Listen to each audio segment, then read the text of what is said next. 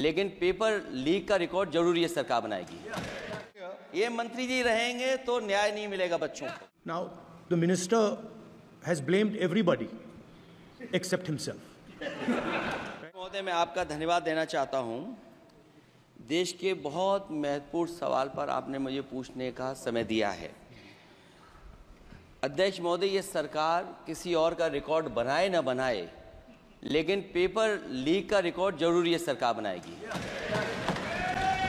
अध्यक्ष महोदय, मुझे इसके बैकग्राउंड में नहीं जाना है कि पूछें। अध्यक्ष महोदय, मुझे बैकग्राउंड में नहीं जाना है कि कब कैसे किस संस्था को बनाया गया है।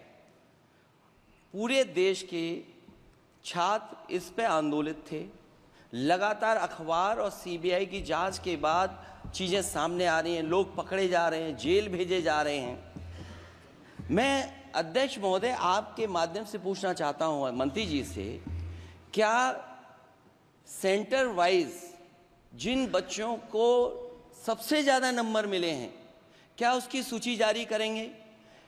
30,000 सीटें जहां हैं, कई सेंटर अध्यक्ष महोदय ऐसे हैं जहां 2,000 2,500 बच्चे पास हो गए हैं। सरकारी सीटें 30,000 हैं, कई सेंटर में 2,000 से ज्यादा पास हो गए। कई प्रदेश के ऐसी जगह है जहां पर कुछ सेंटर से 600 से 650 से ज्यादा सबसे ज्यादा नंबर हैं। और अगर वो संस्था इतनी क्रेडिबल थी तो अध्यक्ष महोदय जिन सेंटर्स पे ये परीक्षा हुई उन सेंटर्स का इंफ्रास्ट्रक्चर क्या था? क्या मंत्री जी ने जानकारी की थी इस बात की? अध्यक्ष महोदय, मेरे आपके माध्यम से एक ही निवेदन है कि बिना ये मंत्री जी रहेंगे तो न्याय नहीं मिलेगा बच्चों को। अध्यक्ष महोदय, आदरणीय अखिलेश जी की प्रश्न का मैं विनम्रता से उत्तर देना चाहूँगा कि अभी अभी सुप्रीम कोर्ट में जो चल रहा है केस, सुप्रीम कोर्ट ने ऑर्डर दिया पूरा विद्यार्थियों की सूची को वेबसाइट में उपलब्ध करा दो। सर, पिछले 3 दिन से देश भर की सारे विद्यार्थियों की लिस्ट पब्लिक डोमेन में उपलब्ध है। ये सारा चीज़ खुले पे है और कई प्रकार की तर्क आ चुका है।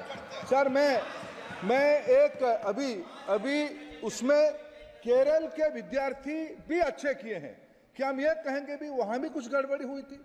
ऐसे आरोप करना, मैं देश की ग्रामीण इलाका, देश की एसटी इस बार सबसे अच्छा परफॉर्मेंस करने वाले देश की एसटी एससी ग्रामीण बैकग्राउंड आर्थिक पिछड़े लोगों की है।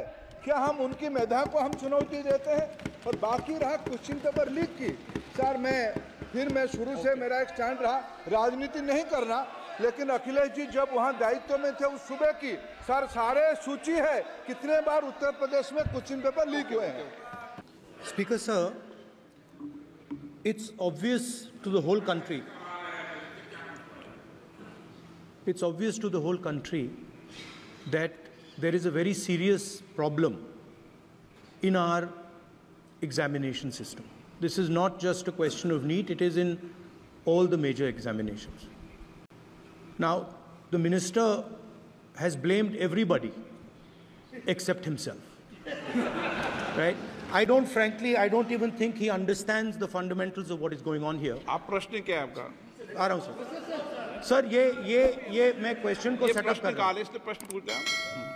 ये the issue is that there are millions of students in this country who are extremely concerned at what is going on and who are convinced that the Indian examination system is a fraud. That is what is at stake here. Millions of people believe that if you are rich and if you have money, you can buy the Indian examination system. And by the way, and this is the same feeling that the people in the opposition have. And that is why we are asking some very simple questions to Honorable Minister.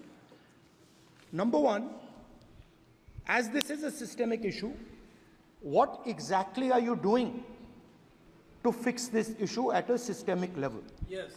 That's the first question. Okay, question में चल रहा है अभी। Please.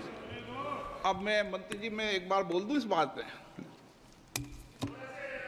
चलो मंत्री जी, आप short में जवाब दो, फिर मैं बोल ही देता हूं। आज आप शॉर्ट में जवाब देना। अध्यक्ष महोदय, मेरे जो शिक्षा है, मेरे जो संस्कार है, मेरे जो सामाजिक जीवन है, मेरे को मेरे राज्य की, मेरे सूबे की जनता की स्वीकृति मिली है। मैं किसी की, मेरे बौद्धिक और मेरे संस्कार की सर्टिफिकेट मेरे को सारी सदन में किसी से नहीं चाहिए। देश की प्रजातंत्र में चुन के मेरे नेता प्रधानमंत्री मोदी जी को प्रधानमंत्री की भूमिका दिया है। मैं उनकी निर्णय से यहाँ उत्तर दे रहा हूँ सदन को। बाकी ये कहना चिल्लाने से सच झूठ नहीं हो जाएगा साहब। ये जो कहा गया देश की अभी की एग्जामिनेशन सिस्टम रबिश है सर, इससे दुर्भाग्यजनक बयान देश की नेता प्रतिपक्ष का कुछ नहीं हो सकता है सर। मैं कठोर शब्द से इसको निंदा करता हूं। बाकी रहा, मैं सर आपके सामने, आपके माध्यम से देश के सामने सर एक तथ्य रखता हूं सर। जिन्होंने रिमोट से सरकारें चलाई है, 2010 में 3 बिल आया था सर शिक्षा सुधार के लिए। उन्हीं की पार्टी के नेता आदरणीय कपिल सिब्बल साहब 3 बिल लाए थे। उसमें से एक बिल था एजुकेशन, उसमें एक बिल था prohibition of unfair practice bill 2010, जिसके उद्देश्य एजुकेशन इंस्टीट्यूशन में माल प्रैक्टिस को बंद करना। सर मेरे सरकार की हिम्मत है, अभी हमने पब्लिक एग्जामिनेशन की रेगुलरिटीज में बिल लाए, कानून बनाए। क्या मजबूरी था कांग्रेस पार्टी की, क्या मजबूरी था नेता प्रतिपक्ष की? उन्होंने उस बिल को उल्टा किया, किसके दबाव में उल्टा किया? क्या निजी मेडिकल कॉलेज की दबाव में, उनकी घूसखोरी की दबाव में उन्होंने उस बिल को उल्टा किया था? सच सुनने की सामने ही है। ये मैं किसी की विद्वता पे प्रश्न नहीं उठाता हूं, लेकिन सच 2010 में शिक्षा सुधार की बिल उन्हीं की सरकार ने लाया था, दबाव में उन्होंने उल्टा किया। ये हमको प्रश्न पूछते हैं।